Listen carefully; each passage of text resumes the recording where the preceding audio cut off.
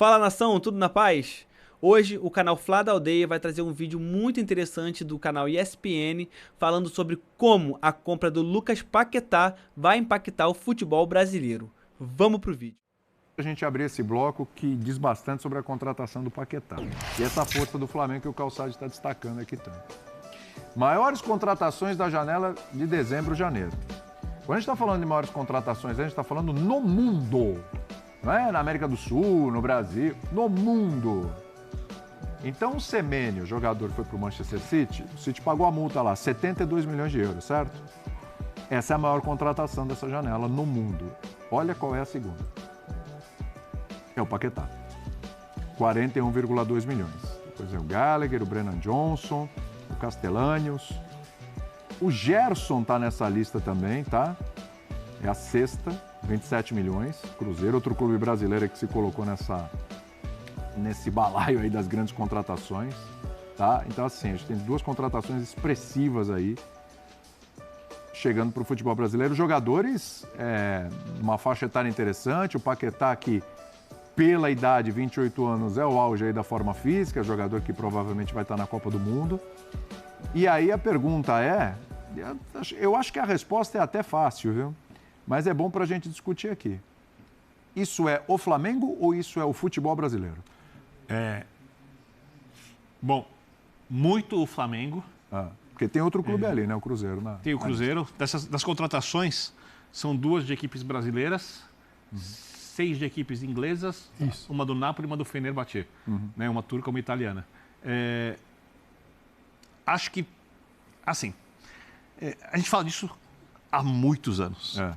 Se o futebol brasileiro se organizar, se os clubes principais forem bem administrados, e os únicos que estão aqui são Flamengo e Palmeiras, as SAFs têm melhorado em tese, melhorado na prática a gestão de alguns clubes, mas é óbvio que a gente vai entender o tamanho que essas SAFs terão no médio e longo prazo, quando elas começarem a ter o retorno do investimento, para entender quanto elas podem investir, olhando a economia do país, o tamanho das torcidas, o potencial dos clubes, a ligação dos clubes com o futebol brasileiro. É normal, obviamente, que o Brasil perca jogadores para os ingleses, para uns 3 times no máximo da Alemanha, e olhe lá. Não vou contar, os petrodólares, obviamente, levam quase quem quiserem. Para os grandes da Itália, ou os que estiverem melhor. Para o PSG, nenhum outro francês. Os franceses podem brigar, mas não vão estar acima economicamente dos brasileiros. E para os espanhóis principais. Não vão perder jogador, por exemplo, para o Villarreal, que é um time que consegue boas colocações normalmente na Espanha, mas quando a gente fala de potencial de arrecadação, não é superior ao das equipes brasileiras. Quem está nesse estágio? O Flamengo. E o Palmeiras, acho que também. Porque para você tirar um jogador do Palmeiras hoje, o Palmeiras às vezes pode não gastar tanto em jogador como gastou no passado, pode não querer, e aí é muito uma política do clube, mas para você tirar um jogador do Palmeiras, você precisa gastar bastante. Você não leva um jogador do Palmeiras com a facilidade que você leva um jogador do São Paulo, do Santos... Cruzeiro já mostrou também poder do Vasco. Então, o Cruzeiro porque é uma SAF nova. Então eu diria que o futebol brasileiro, sendo otimista, eu vou abandonar um pouco o ceticismo, está caminhando para isso no médio prazo. Alguns times chegaram lá e não chegaram no ápice do seu potencial. Porque o Flamengo vai ser, se for bem administrado, mais rico do que é hoje. O Palmeiras vai ser mais rico do que é hoje. Sim. O Corinthians pode ser um dia tão rico quanto é o Flamengo. O São Paulo pode ser um dia tão rico quanto é o Palmeiras. Porque são times de massa de torcidas muito grandes. O Vasco pode ser um dos times mais ricos do país. Dali para baixo vai depender muito das SAFs, estou falando de tamanho de torcida, por isso falei para baixo. Vai depender muito das SAFs, do que vai acontecer, porque eu acho que as grandezas, quando a gente for olhar o futebol brasileiro daqui 25 anos, não vão ser mais as grandezas dos estaduais, e as equipes mais bem administradas de massa vão conseguir aí não perder jogador para time português, para time turco, para time grego, para não dizer quando perdia para time de países ainda com menor potencial econômico, como a gente viu acontecer por muitos anos aqui.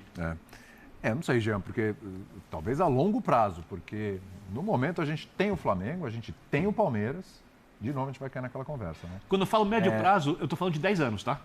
Tá, e o Cruzeiro está entrando aí nessa briga. Mas... Daí eu vejo um bolo de clubes aí com questões administrativas muito sérias que eu não sei se em 10 anos vão resolver. A questão é, para mim, assim, existe uma diferença do que é hoje em relação ao que era há uma década, não tem dúvida nenhuma, basta pegar os números, basta comparar, basta inclusive comparar folhas salariais, que você vai ver que existe uma bela diferença em relação a 1 ou 2 décadas atrás.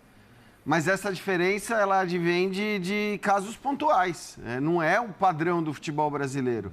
Eu acho que a melhora do futebol brasileiro de maneira geral, global, até pela incompetência ainda predominante, o que não significa que não existam bons gestores do futebol no Brasil, mas como é a incompetência, para dizer o mínimo, que ainda predomina na gestão dos clubes brasileiros, a gente depende muito da tal da Liga, do papo dos clubes unidos e de alguém profissional gerindo o futebol brasileiro como um todo, porque aí sim, com um profissional que eu digo é um grupo, uma pessoa, quem quer que seja, um profissional fazendo o bolo crescer e repartindo o bolo, aí eu acredito que você vai ter um monte de clubes beneficiados. Se a gente for esperar que aconteça o que aconteceu no Flamengo, o que aconteceu no Palmeiras, em todos os clubes do futebol brasileiro, evidentemente isso vai demandar um tempo muito maior, porque você tem muitas vezes oportunidades para isso. Eu nem vou citar o caso do Textor no Botafogo, né? Porque ali ficou muito claro o que aconteceu. Sim. E quem não quiser ver, não enxerga e fica ali beijando o escudo e dizendo que qualquer dirigente que estiver ali defendendo o seu clube, você vai defender e beleza. Mas assim, no caso do Textor é uma coisa muito específica. Mas vamos pegar o exemplo do Cruzeiro. O que acontece hoje com o Cruzeiro, e claro que guardadas as proporções de torcidas e de potencial, mas o que acontece hoje no Cruzeiro é preciso, para o Cruzeiro, que se transforme naquilo que aconteceu com o Palmeiras. Porque se a gente lembrar do Palmeiras em 2012, 2013, e lembrar o que virou o Palmeiras aí depois da gestão do Paulo Nobre, quer dizer, você teve também um cara ali disposto a botar a grana do próprio bolso, mas não foi a grana do próprio bolso que, enquanto ele estivesse ali, as coisas andariam bem, o Palmeiras brigaria por título, ele seria campeão e tal, e na hora que ele fosse embora, isso sumiria de uma vez. Como a gente já viu acontecer tantas vezes, sim, em tantos clubes, alguns até, inclusive, recentemente aqui no futebol brasileiro. O que precisa acontecer é, na hora que você tem a condição de, por paixão, por amor, colocar dinheiro no seu clube, você tem que colocar dinheiro não só contratando jogador. Você tem que colocar dinheiro também para profissionalizar uma estrutura e para transformar um clube que estava do jeito que o Palmeiras estava ali, né, em 2010, por exemplo, para o que virou depois, graças a uma série de questões que também envolvem outras gestões. Então tem o estádio, tem a categoria de base, tem todo o profissionalismo da estrutura do clube. Então, assim, eu acho que é preciso que se aproveite também as tais das SAFs, né? Ou, no caso do Cruzeiro, a SAF é uma... nem é a SAF padrão, porque quando a gente pensa em SAF, a gente pensa no cara que está chegando para colocar um dinheiro, para tirar um dinheiro e tal. Eu acho que o caso do Cruzeiro até não precisa, não é isso. Ele está indo por amor. Ele está disposto até a perder. Só que se é por amor, eu acho que você tem que pensar também, não apenas no resultado imediato esportivo, mas numa coisa que a longo prazo permita que o Cruzeiro faça, guardadas as proporções, o que aconteceu com o Palmeiras, por exemplo. A gente tem assim, a possibilidade, né? A gente só é melhor acreditar na hora que realmente tiver implantado, que é o fair play financeiro. Ele implantado, ele vai criar uma série de limites para os insanos, porque você tem uma... Implantado se pegar, né, Calçade? O fair play sempre precisa pegar. O fair play financeiro para a administração dos clubes, ele é tão importante para você ter um jogo com estratégias e sério, como é a linha do impedimento, a regra do impedimento no futebol de campo. É porque você bota limites, porque se você não pagar você é rebaixado, porque você tem que cumprir regras, porque, por enquanto, aqui é uma terra de ninguém. Isso é uma terra de ninguém. E pode fazer, e qualquer um pode fazer loucuras. Se você quiser amanhã, por exemplo, se você conseguir contratar jogadores, vou gastar... eu não conseguiria por causa do tamanho do clube. Vamos supor que o Mirassol amanhã querer fazer uma loucura. Vou gastar 5 bilhões em jogadores. Vou conseguir crédito para isso, vou convencer os empresários. Não vou conseguir pagar. Ele joga e o campeonato entra para a história. Sim. E tudo bem. Vai ser exaltado, tal, a dívida fica lá, depois vai fechar as portas. Não, só se... Porque você não fair play, assim, não fazer nada. Qual a sanção? Por sanção tudo que, nenhuma. Pela má administração. Inclusive aconteceu isso ano passado, ou ano retrasado, se eu não me engano, com o Corinthians e o Cuiabá. O Cuiabá vendeu um jogador pro Corinthians, o Corinthians não pagou, o Cuiabá caiu, o Corinthians usou o jogador e ficou por isso mesmo. É um absurdo, né, cara? É uma covardia. É uma covardia, é verdade. Aqui no Brasil, terra de ninguém, cara. Achei muito interessante o que ele falou sobre a linha de impedimento, né? Olha, tem que ter uma linha de impedimento. Tem que ter. Senão os clubes fazem o que querem, não pagam e fica por isso mesmo. Acontece aí, ó, o que aconteceu com o Cuiabá, a covardia que fizeram com o Cuiabá. Tá lá agora na segunda divisão, numa situação muito complicada. Se recebesse o dinheiro que tinha do Corinthians, poderia, de alguma forma, amenizar essa situação deles. A situação dos clubes brasileiros, na hora que, assim, é uma expectativa que eu tenho, na hora que se o fair play realmente estiver implantado, a gente vai ver, linkando com o que eu disse no outro bloco, a gente vai começar a ver o real tamanho dos clubes brasileiros. Porque, assim, tudo é grande. Quando a gente fala dos grandes, parece que todos os grandes são do mesmo tamanho. Eles não são. Eles são do tamanho da capacidade de gerar receitas. Não é nem a torcida. A torcida, ela é importante porque na hora que você vai negociar um patrocínio, você leva 30 milhões de torcedores para a mesa, isso aqui tem um preço. Aqui na camisa é um preço. Você leva 5 milhões, tem outro preço. É assim que funciona. Não vai enganar ninguém. Isso é importante. Mas a capacidade de gerar receitas é o que vai determinar o tamanho, o real tamanho.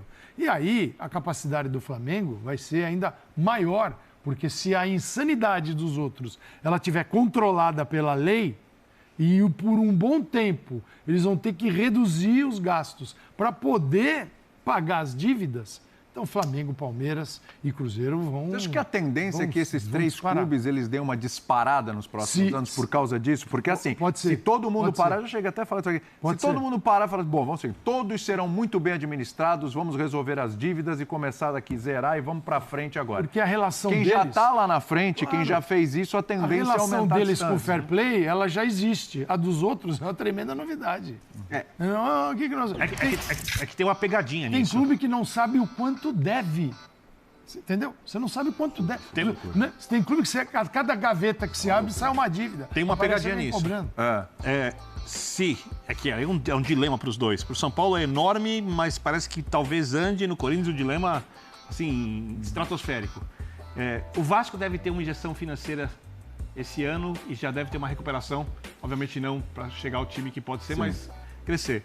Se o São Paulo e o Corinthians fizerem SAFs bem feitas, administradas por executivos capazes, eles encostam em Flamengo e Palmeiras sem tanta demora. Aí eu estou falando de 3 anos, 4 anos, não estou falando sem tanta demora. Você está falando com dinheiro que vai cair na... Entra na SAF, fazer bem administrada, dinheiro e gestão. Pagando, recuperando crédito negocia no mercado, dívidas. negociando dinheiro e gestão. dívidas. Aí... Porque se chega, por exemplo, existem modelos de SAF que não foram usados. Por exemplo, quem conhece a lei das SAFs, olha o Corinthians e fala, é para ser uma empresa de capital aberto em bolsa de valores, por causa do tamanho. Você não precisa ter um dono. Existem vários modelos que não foram usados aqui porque as pessoas desconhecem a lei. Não é tudo igual. Não precisa ser tudo igual. Então, é óbvio que enquanto essas equipes não se recuperarem, quando a gente olhar potencial de mercado, se todo mundo fosse muito bem administrado, se todo mundo acertasse tudo, se todo mundo conseguisse arrecadar o máximo possível, o Flamengo e o Corinthians estariam na frente dos outros, o Palmeiras e o São Paulo estariam ainda nesse grupo dos gigantes e talvez o Vasco. Isso é o melhor dos mundos, assim, tudo funcionando, azeitado. Cruzeiro e Atlético continuariam fortes, Inter e Grêmio também, mas não dá para brigar com... Mais por exemplo, longe da ponta, porque não tem... aí é mercado. Porque é o seguinte, a gente está falando de um futebol que está caminhando para uma relação de mercado. Mas esses que vêm nesse todos colocam longe da ponta? Tem dinheiro. Quem? O Vasco, o São Paulo, longe da ponta ainda? Não, estou falando de Atlético. De Inter, de Grêmio. De Inter, de Grêmio, porque eles não vão ter condições de arrecadar com os outros. E aí vocês da imprensa iam tratar do seguinte jeito. Os gigantes e os grandes. É que assim, hoje ainda a gente está muito suscetível. Quando eu digo suscetível, é para o bem, para o mal. Os clubes estão.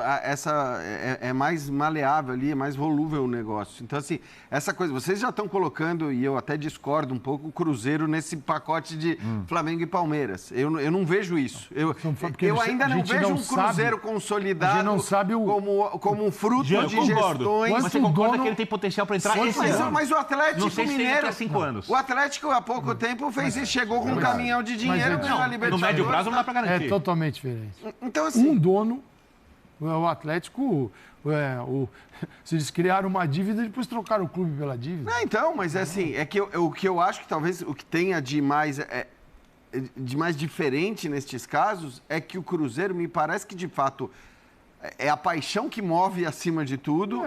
E a paixão mover, quando o cara está bem intencionado, e me parece que é o caso, você pode até errar e acertar, como acho que a gente viu declarações do presidente do Cruzeiro no momento em que... No outro sentido também.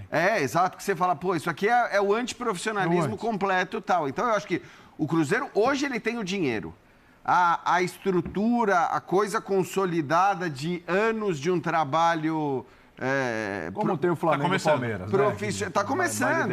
Assim como a gente olhou para o primeiro ano de trabalho do Botafogo e falou, cara, isso aqui vai ser difícil. Só que aí veio o que veio, com todas as coisas que estão aí para quem quiser ler, para quem quiser se informar em relação ao Botafogo. O Atlético, beleza, vai, compra, troca dívida, vende o shopping, compra o shopping. Cara, esse cara tem toda a razão. Irmão, toda a razão esse cara aí.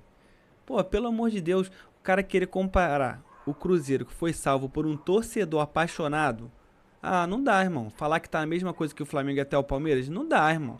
Não tá a mesma coisa.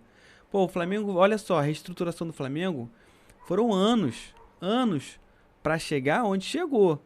A do Palmeiras também. Pô, aí vem um maluco lá no Cruzeiro apaixonado, joga dinheiro até não aguenta mais e você quer falar que é a mesma coisa? Sabe por que não é a mesma coisa? Porque se hoje ele abandonar o Cruzeiro cai. O Cruzeiro desaparece. O Cruzeiro não se mantém.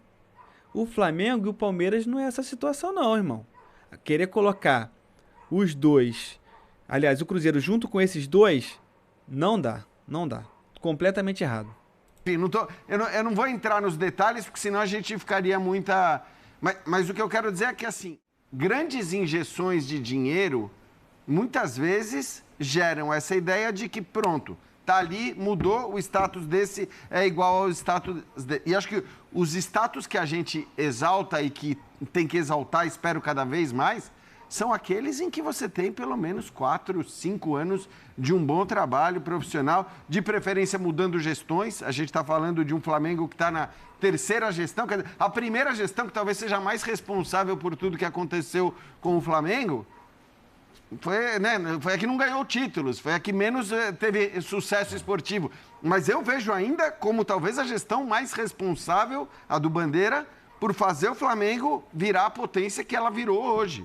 E depois vieram outras duas gestões que você pode fazer críticas ou elogios, mas que conseguiram manter e aumentar ainda mais essa vantagem do Flamengo. O Palmeiras é a mesma coisa. Sim. O Paulo Nobre foi o primeiro, mas depois você teve o Gagliotti, você tem a Leila. E bem ou mal, presidente. A coisa vai se mantendo. Vamos lembrar que nesses dois exemplos, falando, entendeu? Pessoas que eram do mesmo grupo. Depois racharam, se dividiram, cada um foi para um lado, teve mas briga. Eles não destruíram. Na origem eles não destruíram o Palmeiras. E a questão, eu acho que exatamente assim, William, não é nem assim a oposição, a situação. O ideal é que você tenha uma oposição de nível. Por melhor que seja a situação, é sempre bom você ter uma oposição de nível. Alguns clubes hoje conseguem, e quando eu estou falando de nível, eu estou falando de nível de profissionalismo e de ser competente. Discordo de muita gente, de muito dirigente no modo de ver o mundo e a vida, mas isso é uma outra história. Mas são profissionais competentes. E outros clubes, você vê que só existe situação ruim ou existe oposição pior que a situação. E é aí que está, né? Esses acho que são os casos mais difíceis que eventualmente só serão resolvidos com uma SAF chegando e mudando tudo. O Cruzeiro eu vejo com muita oportunidade de mudança a partir de agora, né? A partir dos últimos anos daqui para frente. Mas é preciso fazer valer essa oportunidade. Que o Cruzeiro o Cruzeiro encarar Palmeiras. Nação, vou terminando o vídeo por aqui, pra não ficar muito longo o vídeo. Cara, mas eu gostei muito desse vídeo. Gostei muito. É muito interessante como tá chamando a atenção essa compra do Paquetá por 41 milhões de euros. Irmão, é muito dinheiro, cara. É muito dinheiro, é muito dinheiro. Os jornalistas, tipo assim, eles falam, olha, o Flamengo esse ano tá fazendo essa contratação. Imagine, eu fico pensando, daqui a 1 ano, 2 anos, 3 anos, ele vai estar fazendo 2, 3 contratações desse peso. Desse peso. Então os jornalistas, acho que eles, tipo assim, cara, se os outros times não se organizarem, o Flamengo, talvez aí o Palmeiras, o Cruzeiro, vão tomar conta. Vão tomar conta. E olha só como é importante uma gestão eficaz. Uma gestão responsável. O Eduardo Bandeira de Melo, ele fez algo, cara, que todo torcedor flamenguista tem que ser muito grato a ele. Todo torcedor que ama o Flamengo tem que ser muito grato a ele. Ele recuperou a credibilidade do Flamengo. Ele tirou o nome do Flamengo da sujeira. Porque o Flamengo estava numa situação que parecia que não tinha jeito. Você olhava a situação e você falava assim, caramba, já era.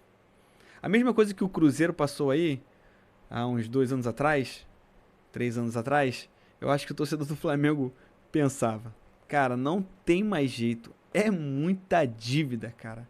O cara veio, organizou tudinho, entregou com seus 2 mandatos, entregou o caixa com lucro, cara. No caso, eu digo com lucro porque, se eu não me engano, ele tinha 300 milhões para poder começar a investir pesado. 300 milhões, tinha a dívida, mas aquela dívida que dá para manter ali. É melhor até deixar mantendo ali, porque se pagar não vai adiantar nada, não vai acelerar nada, então vai pagando parcelado direitinho. O Eduardo Bandeira de Melo, o cara realmente fez uma gestão espetacular no Flamengo. E se hoje a gente comemora Libertadores, olha isso, cara, toda hora... Porque desde 2019 pra cá a gente já comemorou 3 Libertadores. Toda hora aí a gente tá comemorando o Brasileirão. É porque esse cara teve um papel muito importante na história do Flamengo. É claro que não foi só ele tinha uma equipe com ele que foi responsável por trazer o Flamengo no lugar onde sempre deveria ter estado. Que é assim, ó, sempre. Flamengo, Libertadores... sempre deveria estar assim, ó, e colocando medo, não é indo para Libertadores para simplesmente fazer vergonha não, fazer feio não, é para realmente chegar na Libertadores e dizer, ó, quem manda nisso aqui sou eu agora. Beleza, galera? É isso aí, vou terminando o vídeo aqui. Se você puder se inscrever no canal, vai estar ajudando muito a gente mesmo. Se você puder deixar seu comentário, curtir, compartilhar, vai estar ajudando muito mesmo o nosso canal, tá? Espero vocês no próximo vídeo, espero que vocês tenham gostado desse vídeo, tá? E até o próximo vídeo. Um forte abraço, fiquem na paz de Deus, valeu!